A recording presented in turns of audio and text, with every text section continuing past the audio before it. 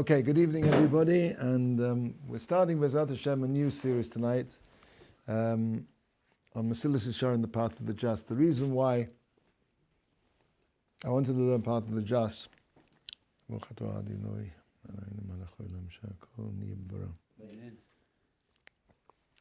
is it personally had a very big effect on me when I was getting closer to Yiddishkeit and wanting to become, I guess you call it, more observant or closer to Hashem. And it's a long story, I'm not going to go into it now, but I read a novel by a famous Yiddish author about someone who had fallen very far away from his Yiddishkeit, and he gets himself into a terrible mess in his life. And his wife, finds his wife being unfaithful to him, and he runs away. And cut a long story short, one of the things that sort of the hero of this novel, what supports him, what gives him some kind of encouragement and brings him back, is Mesilas Yesharim. So I was fascinated to know, what was this book, Mesilas Yesharim, just from this novel. And it's interesting because the author of this novel writes at the end of the book something like a government health warning. What do I mean by that? It means that he realized he'd written, the author is a Jew, very famous Jewish author, I'm not going to mention him, but he was completely secular. He grew up as a frum Jew, went off the derech completely. And clearly, you're looking for Mesilas Yesharim, so if there's one up there, if not, then I guess you can share for this week.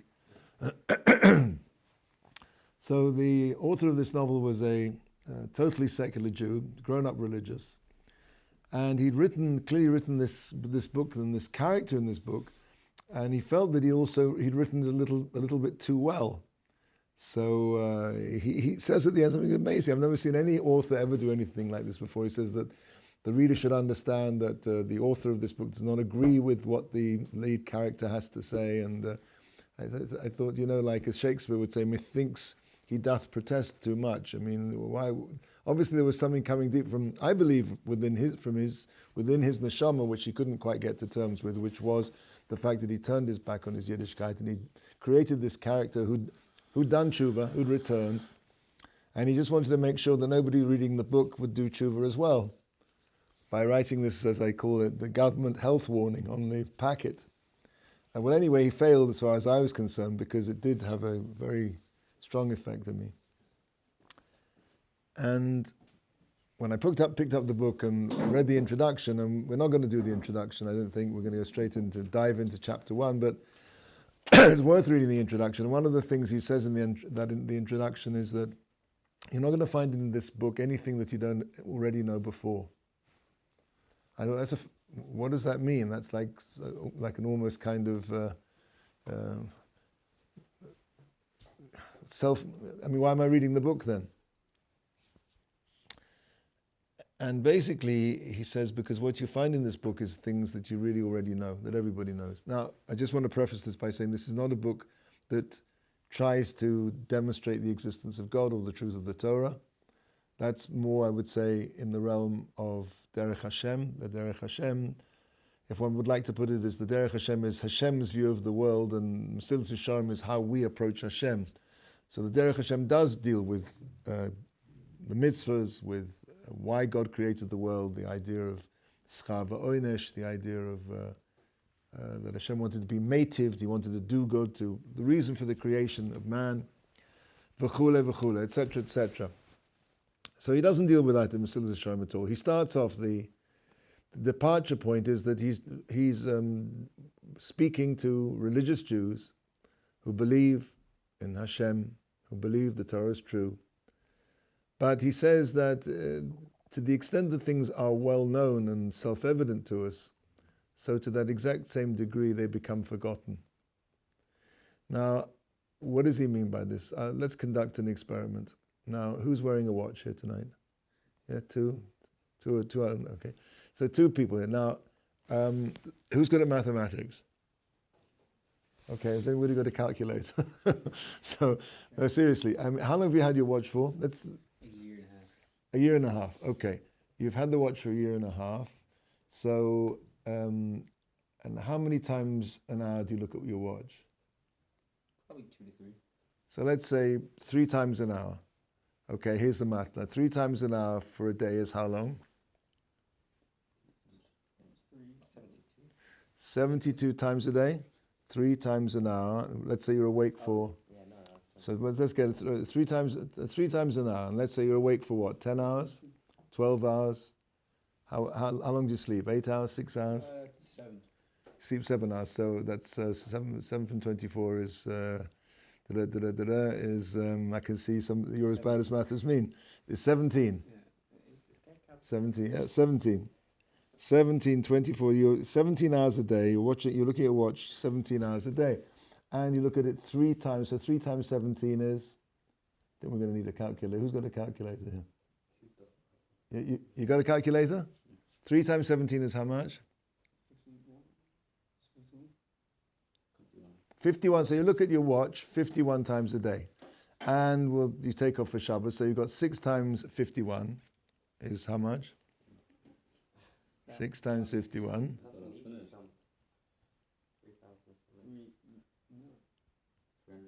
So 306 times a week. And you've had it for how long? A week, year and a half. So it's 52, let's call it, and 25, let's call it 75. Call it 80, you've had it for 80 weeks. So 80 weeks, right? So 80 weeks times... 24,480. You've looked at your watch around 24,000 times. That's crazy. Okay? Yeah. Now, without looking, tell me what's written on the face of your watch. The time. No, I'm saying, does it have a name? Does it have... No. Exactly, has it got anything on the watch at all? Don't look. Scratches. It's got absolutely nothing on the watch at all. So I've picked the wrong watch. Screen. Ah. Have you got a regular watch? Everybody's got smart watches. I think I'm going to have to give up with this example. Well, the point of this example is that usually when people have a normal watch, which I guess I'm going to have to retire this particular Marshall, did me very well up till now, but okay, everything has its time, is that people can look at a watch for 24,000 times and they won't be able to tell you what's written on their watch.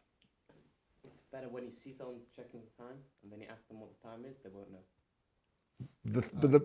The point is that unless a person, that's what I want to get to, unless a person focuses on something, it can be in front of his eyes and he can see it all of the time, 24,000 times, and he will not be able to recall it.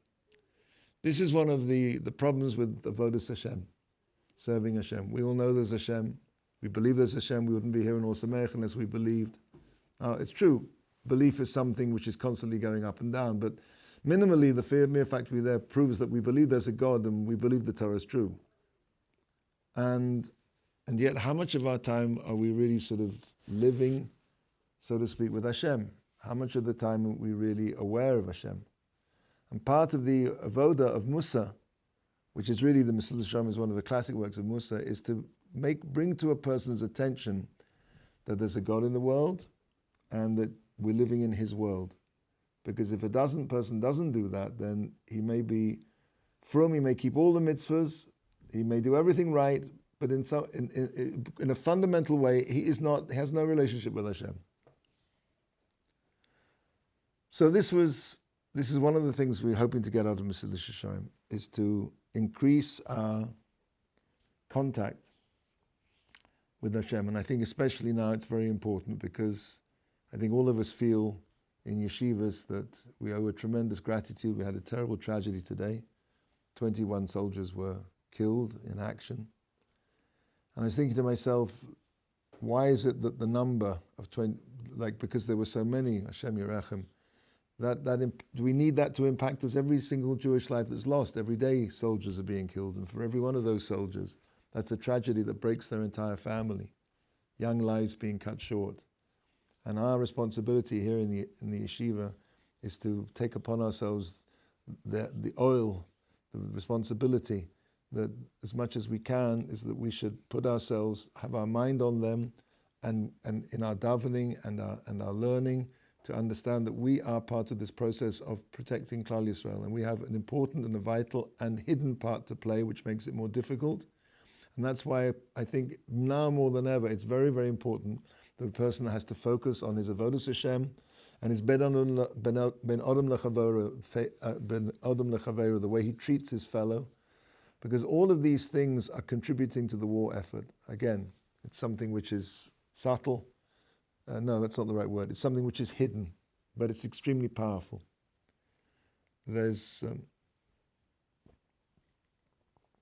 So, without more ado, I'd like to start Perek Aleph. I'm going to go through this with some of my own understandings and the more classical understandings as well.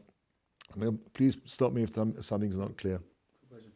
Why is Derech Eitz Chaim, the small sefer, also by the Ramchal, why is it in the back of the Mesilas Yesharim? Why is it? I think it's. I mean, I don't know if it's in every. Is it in every Mesilas Yesharim? I don't know. It's not in this one. It's a printing. I think it's just convenient.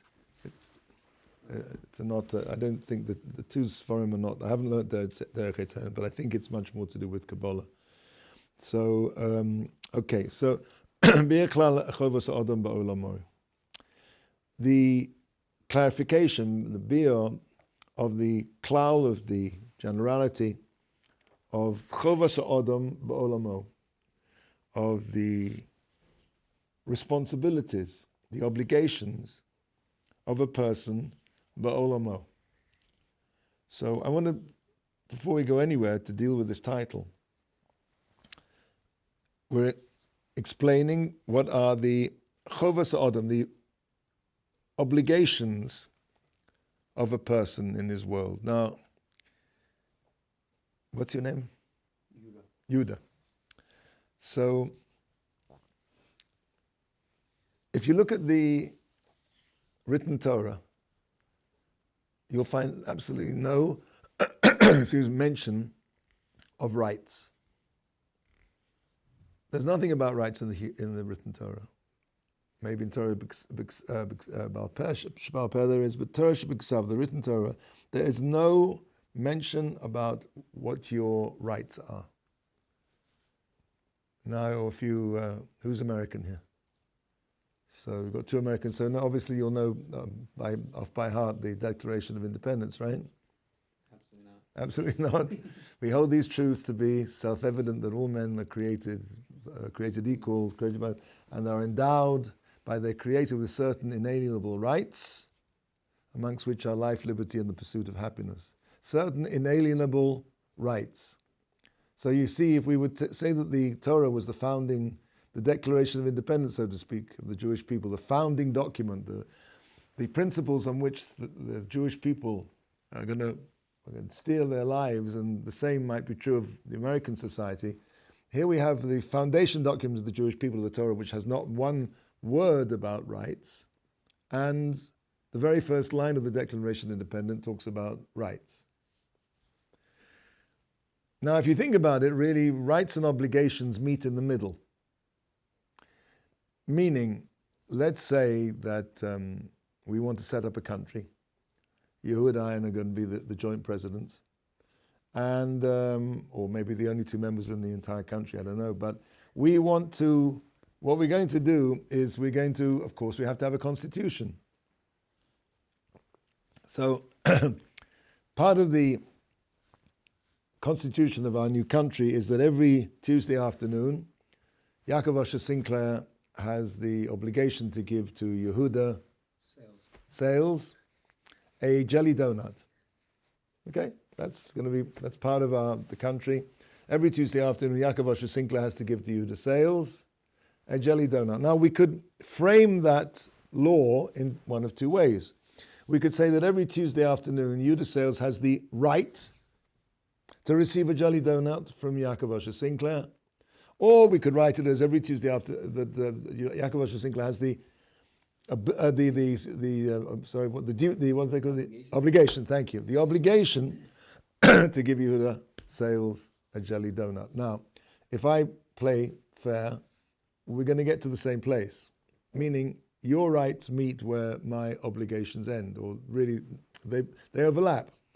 To the extent that I have obligations, you don't need rights, and to the extent that you have rights, I don't need an obligation. They get to the same place, with one important exception. When you frame a constitution based on people's rights, you turn them into takers. And when you frame a constitution based on people's obligations, you turn them into givers. The Torah comes to turn the human being into a giver, which is essentially to be B'Tselem Elokim. Hashem created man in the image of God. Just as God is a giver, God is the ultimate giver. You can't give anything to God. If you could give anything to God, he wouldn't be God. Because by axiomatically, God is that existence who is totally perfect in every way. And if I could give him anything, that meant that that particular thing, whatever it was, he didn't have before, which means in some way, God forbid, I made God more perfect by him now having this thing that he didn't have before. So it's axiomatic that we can't give anything to God. God is the ultimate giver. But to the extent that man can be, man was created to be B'Tselem Elokim, in the image of God, which means that just like God is a giver, we're supposed to be givers. Rav Eliyahu Dessler identifies in a must-read, I hate that expression, but it's an essay that everybody should learn, and maybe we will do.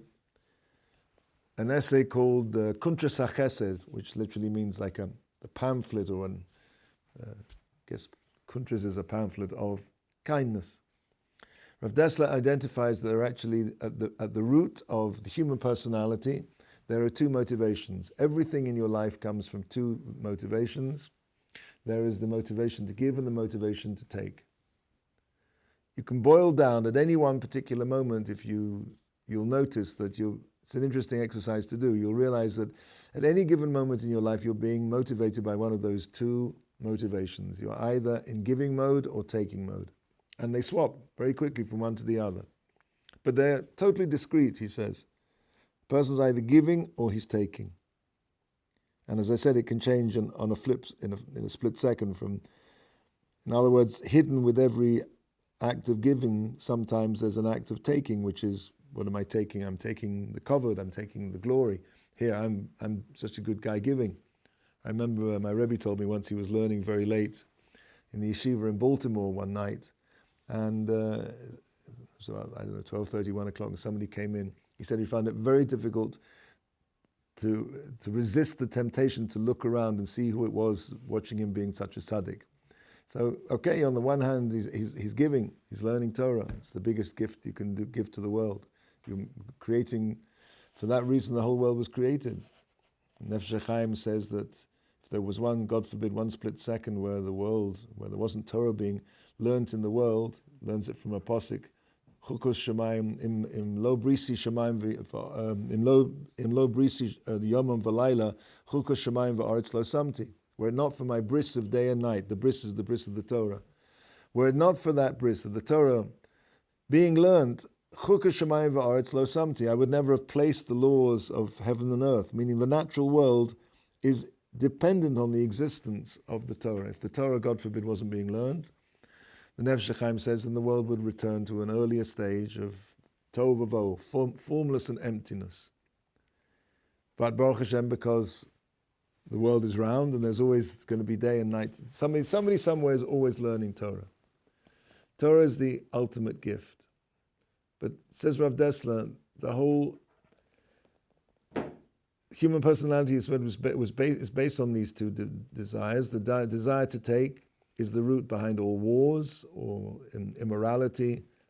All bad midas eventually go back to the desire to take. And all good midas, all good parts of a person, come from the desire to give. Justice, kindness, obviously, sympathy, humility. All of the good things in a person's personality can be traced back to that root desire.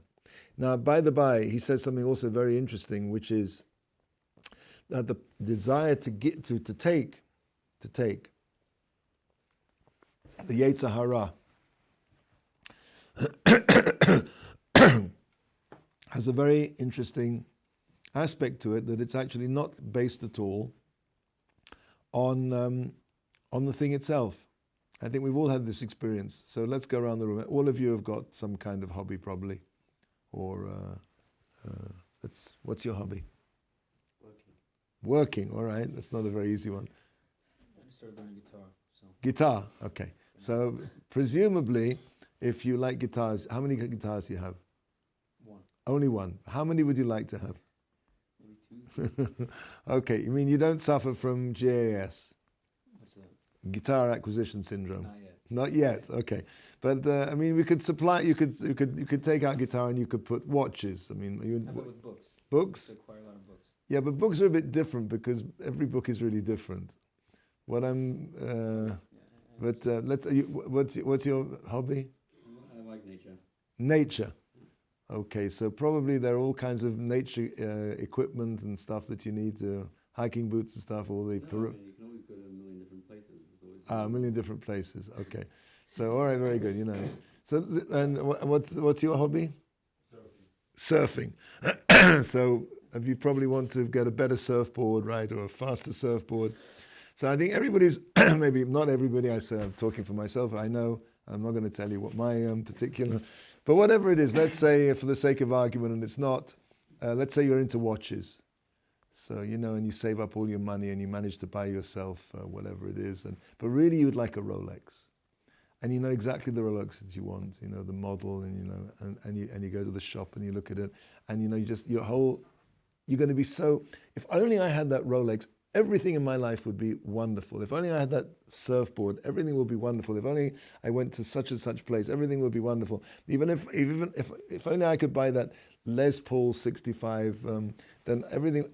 And this, I don't know if you noticed, but it becomes almost like an obsession that won't leave you alone. You kind of walk around, and it pops into your head to the extent that, you know, you can be in the middle of davening and you can sort of go, Baruch Ato ha Rolex. You know, it just pops into your mind in the most unpleasant and the inappropriate times. And what happens? So okay, let's say you buy your new surfboard, or you buy your new guitar, and you know, you open it up and it's beautiful, and that sort of smell of new guitar as you open up the plush case and you take it out, and oh wow, you know, and then about a week later it's still very nice, but and 2 months later it's another guitar. And so what happened? The answer is, Rav Dessler explains, the desire to take has got nothing to do with the object itself. The desire to take is based on the principle of taking what I don't have and moving it within my perimeter. The desire to engulf and devour, to consume. And it's the feeling of the consumption, or the dream of the consumption, which is the delectable part, so to speak. It's the desire to take possession. And of course, once I have it, then of course it loses that beautiful taste because I already have it. And he says this is why people have immoral relationships, because of this idea. And once they have whatever it is, their desire, then it palls very quickly. It becomes stale. And this is true with relationships, God forbid, and it's true with guitars, and it's true with surfboards, and it's true with nature, and it's true with anything you might want to mention. Because the desire to take is really something which cannot be satiated, cannot be satisfied. It's the green-eyed monster that mocks the meat it feeds upon. It constantly wants more and more and more. And when a person gets hooked into taking, he will never be happy. These two are the root motivations of the human personality. And as we said, Judaism is framed as a series of obligations and not as a series of rights, because rights make a person into a taker. And taking is the root of all evil. So that's why Bia Klal Chovas Ha'odam, we're interested in, a person has to explore, what are my obligations? Why my obligations? Because obligations make me a giver. And being a giver is what Hashem wants me to be. That's what He created me to be. And that's what makes me happy. People don't realize this. People think that acquiring is what makes them happy. The reverse is actually true. The reverse is actually true. What makes a human being really happy is to give. Because basically when he gives, he's fulfilling the purpose of his creation. He's aligned himself with the purpose of the Creator. And he feels that deep down in his neshama, this is what I should be doing. This is the right thing to do. And I'm not just talking about Jews here, non-Jews as well. Why is it that you see that people, multi-billionaires, suddenly have a desire to give all their money away? Because that touches a very deep chord in the human being. So, the next thing is, I want to talk about the explanation of the obligations of a person, ba'olamo, in his world. Now, what is his world, ba'olamo?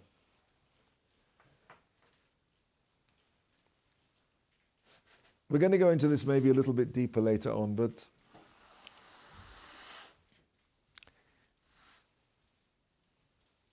I'm going to leave this for now.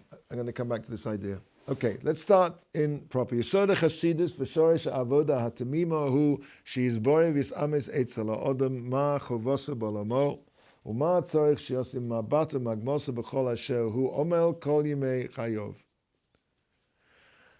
Yesod HaChasidus, the foundation of Chasidus. Now, Chasidus doesn't mean the movement that the Baal Shem Tov started in the 17th century. Chasidus means going beyond the letter of the law. Noach was a tzaddik. Abraham is the pillar of Chesed. Noach was a tzaddik. Noach tzaddik ish tzaddik b'dor osov, in his generation.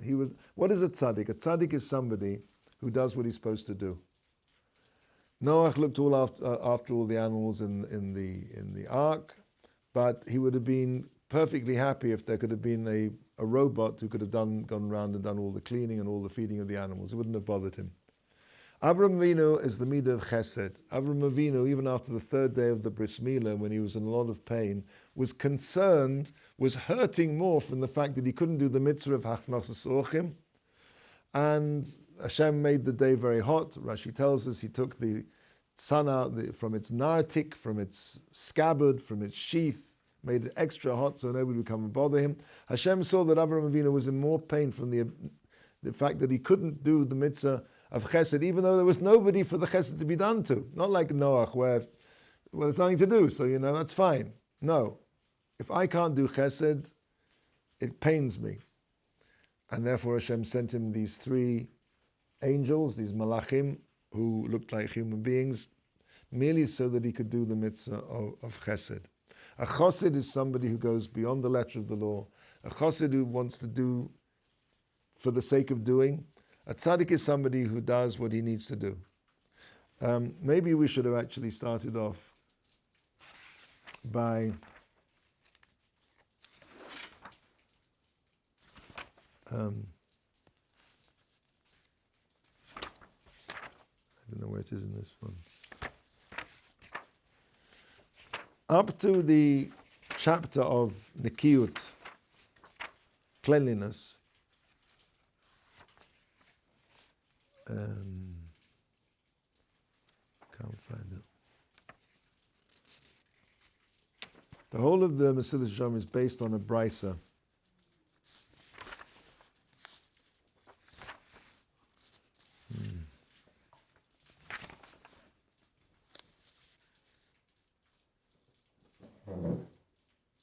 Yeah, it's a brisa in Avodah Zarah. Mikol Amar Rabbi Pinchas ben Yoel. And Pinchas ben Yoel says, Torah mevi lidei zehirus. The learning of Torah brings to zehirus. Zehirus is translated variously as watchfulness. Zehirus basically means think. Zehirus is the midah of to think about what you're doing. We're going to talk about this in some detail. The Yetzer Hara doesn't want you to think too much. Just says, do it now, go for it. Zehirus, watchfulness or carefulness, mevi lidei zerizus, that brings to the hands of literally of alacrity, doing things, doing mitzvahs, running to do mitzvahs. Zerizus mevi lidei nikius, that brings to the level of nikius. Now, nikius means cleanliness, literally. It means freeing a person frees himself from his aveiras, and he's doing everything it says in the Shulchan Aruch. if any of us get to that level, we'll be doing very, very well. Now there are other levels above this, and these are the level up to here is it's tzidkus, what we would call being righteous, being a tzaddik. Being a tzaddik means doing what it says in the Shulchan Aruch. Then nikius may be delay precious. Cleanliness, spiritual cleanliness leads to precious, which means separating yourself from things which are be'etzem, essentially allowed, but may, God forbid, lead a person astray. Precious separation may be lidei tahara, that brings to purity. Tahara may be lidei chasidus, that brings to chasidus, which is, I guess you call saintliness. Chasidus midei lidei anova, that brings us to humility. You see how far humility is up there. It takes very, very difficult to be truly humble. Anova midei lidei yiresh chet, and anova, humility leads a person to the fear of sin. Now, this is a whole discussion in itself. There are two kinds of fear. There's a fear called Yiras Oynesh, which is the fear of punishment. And the Rambam says that's only fitting for people on a fairly low level. And halavai, we should get to that level. And that is a person doesn't do an Avera because he doesn't want to get hurt. Yiras Achet is not that a person is worried about getting punished. He's worried that he may have something on his he might have done something which is going to make him in some way separate from Hashem, to whatever small degree that is, and that bothers him. And Yiras Chet may be de kedusha. The fear of sin brings a person to kedusha, holiness. Kedusha may be de ruach hakodesh, and that brings the level of ruach hakodesh. And ruach hakodesh may be lidei tchias hamesim, all the way up the ladder to a state where a person is able to be revive the dead. The Mesilas Yesharim doesn't get to that. He doesn't go to Tchias HaMesim. I think he just gets to Ruach HaKodesh. So these are the steps that we're going to be talking about. So the first step along the ladder is already looking our trajectory. Even at the beginning, he's talking about Yesod HaChasidus. That's the very thing he starts off with. The foundation of Chasidus means that's where a person should have a desire to aim for. To aim for that.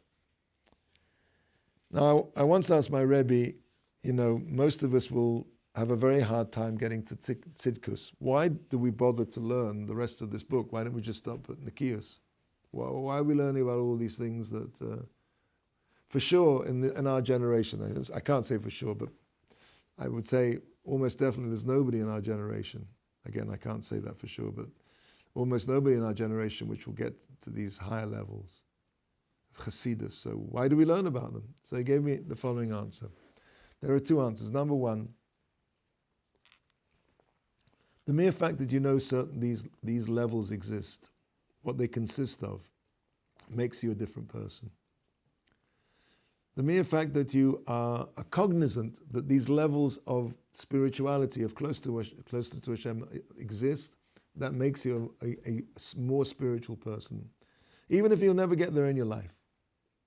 And the other answer is that it's true that most of us will never reach these levels, but it's possible for a brief period of time, for maybe even a split second, that we will be able to raise ourselves up and touch one of those levels, even though we can't stay there, we can't hold at that level.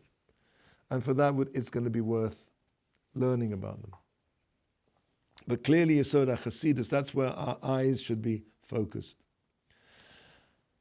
Okay, so Yesod HaChasidus, v'shorish ha'avoda, and the root. And I'd like to say here that Yesod is something, and Shorish are really two different. Yesod is something which is, inanimate. A foundation is something which is stone, which is unforgiving, which is, fixed. And a shoresh, a root, is something which is dynamic, which grows. So what is the understanding of Yesod HaChasidus for shoresh ha'avoda ha'temima? So there are really two parts to service of Hashem. One is we all work within the code of the halacha. The code of the halacha, in a sense, is fixed. It's true, halacha will change as new things come into the world. But we have a Shulchan Aruch, we have a poskim, we have, let's say, a spectrum of opinions, but usually those spectrum of opinions apply to fairly narrow circumstances. Nobody will tell you that you can cook on Shabbos. Nobody's going to be able to tell you that you can eat bacon, God forbid, unless, of course, you're starving on a desert island. The Torah is, to a certain extent, a yesod. It's fixed. But on the other hand, there also has to be, each individual person has to find his own way, his own shorish, like a shorish which grows, a root that grows. So a person has to find within that the strictures of halacha his own personal expression. This is very, very important. Sometimes people think that being an Orthodox Jew is to be like an automaton, to be a robot. Nothing could be further than the truth. Hashem made us all tremendously different. Why? If he really wanted robots, then why don't we just, come out a cookie cutter out of the factory as all pre-wired and ready to go? No. The human personality is so varied. So many different people with different likes and different dislikes and different ways of seeing things. And we're all supposed to be using all of these talents and conquering these deficiencies to serve Hashem better. So that's the other part. The Aron HaKodesh was metal on the outside and on the two outsides, and it was wood in the inside, a level of wood. Wood is again something organic, and metal, gold, is something which is inert. So that's the Aron HaKodesh carried the luchos, carried the Torah. So to speak, a Talmid Chacham has to be somebody, and a Jew who wants to aspire, has to have these two elements. He has to be rigid. He has to be rigorous in his application, his diktuk, his care in keeping all the mitzvahs down to their tilim, to their smallest details. And on the other hand, he has to also find a way to infuse his avodas Hashem with his own personality. And God forbid, a person who tries to do a lobotomy on his personality will find himself very unhappy. And for sure, that's not what Hashem wants. Hashem wants us to, each one of us, to serve him in our own individual, unique way. So that's a shorish, the yesod, the fixed part of things, the chasidus, the shorish avoda hatamima. The way you get this to this avoda tamima is to expand, to grow your shorish. Hu sheyizbora v'yisames. That is, and we'll finish with this, that a person has to clarify and yisames, literally make true. It's from emet. He has to clarify and make true. Eitzel ha'odam ma chovoso ba'olomo.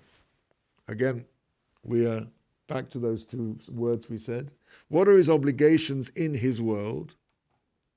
Uma tzarich sheyosim mabato.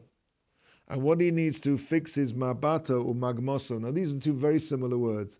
Magma means something like target.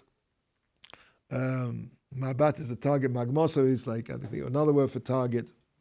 So it's here, aiming for and how it can be achieved. Oh, aiming for and how it can be very good, because basically mabato and magmoso are what we would call in English strategy and tactics in everything that he does in his labor in all the days of his life.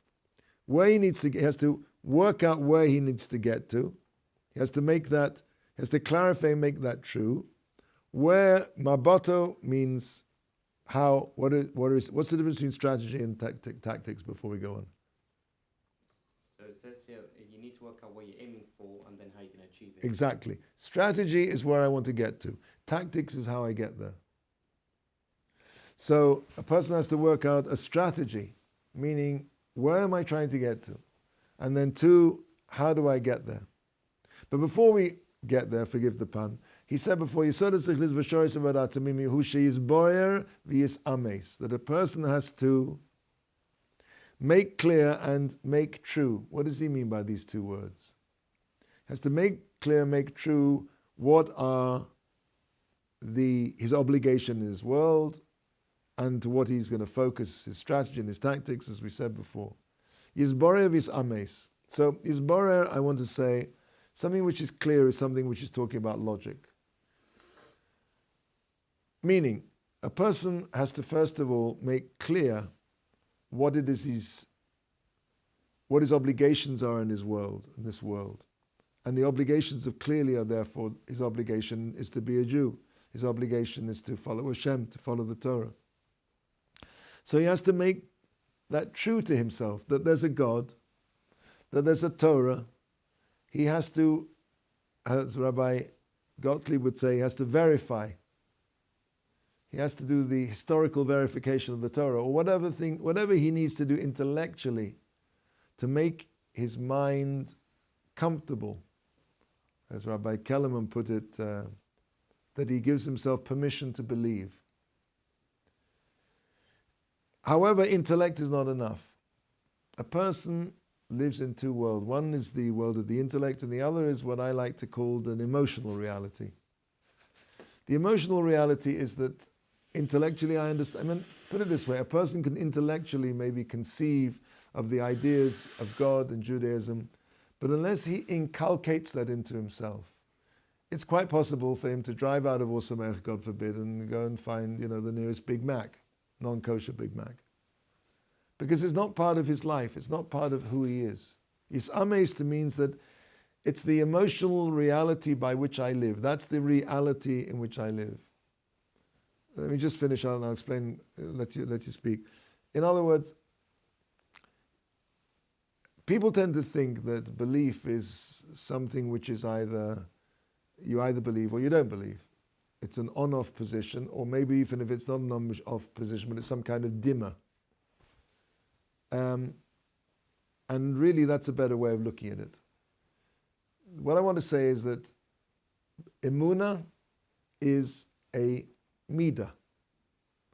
Emunah is something which is, let's give an example. There's a midah called kas. A midah, how do you translate midah into English? A personality trait. That's why I think it's connected with the idea of to make something true. To make it, you have to make it true. You have to live within that truth. You have to intellectually understand it, and then you have to live within that truth that you've intellectually arrived at. And that's a separate process, because let's say, for example, there's a midah called kas. Kas means anger. So intellectually, a person could understand that to be an angry person is an extremely bad thing. But that won't stop him being a kason. It won't stop him being an angry person unless he takes positive, active steps to work on his midah. We've all heard this expression, to work on your midas, to take steps, to find emotional, spiritual exercises to change or modify your midot, your character traits. So just like a person needs to work, if he's, God forbid, has basically the midah of anger, he has to work on that. He has to find ways to improve his character. And it's something that can be done. So similarly, midah, there's a midah of emunah. Belief is not a light switch, but emunah is something which has to be constantly strengthened, or, God forbid, it can be weakened. And to that extent, I want to say we're living in, that's what he talked about, yisames. He has to make something clear. True. He has to live it out. He has to do things which strengthen his emunah. And one of those things is learning Torah. So that's what we're going to start off with. When a person learns Torah, and principally Chazal, which deal with the strengthening of emunah, then this is something which helps him. So that's what he needs. I think we're going to finish here, and you can ask some questions. Yesod Chasidus, we'll read it again. First of all, let's just sum up what we said. Be'er klal of avodas ha'odam b'olamah. The strict description of what are the general principles, the general categories of the obligation of a person in this world. We spoke about that. That's the title. The foundation, Yesod Chasidus, the foundation of Chasidus, V'shoresh ha'avoda ha'tamima. Yesod is something fixed, Shoresh is something dynamic, is organic, is growing. Avoda tamima, perfect service of Hashem as much as we can. Who she is borer, that a person has to intellectually clarify, vias ames, and live within that realm of his intellectual clarity. make it true for himself. Eitzel Adam, with regard to a person, ma choivaso b'olamo, what are his obligations in his world? And we didn't go into his world, and we'll do that next week, why it says his world. Why not the world? We'll start with that next week, please somebody remind me. But olamo, his world. Ulama tzarech shiasim maboto, and to what he needs to focus his strategy, his end game, so to speak, umagmoso, and the technique by which he'll get there. B'chol asher hu omal omel, in everything that he labors hard all the days of his life. And also, I want to go into this word. What does it talk about? Hard work, laboring hard. The nature of a person is basically, Chazal say, Adam la'omal yulad. A person is born to work hard, which I think is what your hobby was. Anyway, we'll leave it here. If you have questions. Yeah, for a person that leans more emotionally, is it more important for him to focus on serving Hashem emotionally rather than intellectually? Or which route does he take?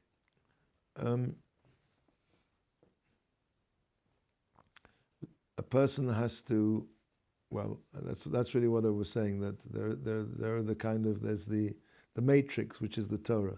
The Torah gives you the framework of life, and within that, it's up to you to bring your own personal, emotional self to fulfill the mitzvahs in the way which is individually and uniquely yours.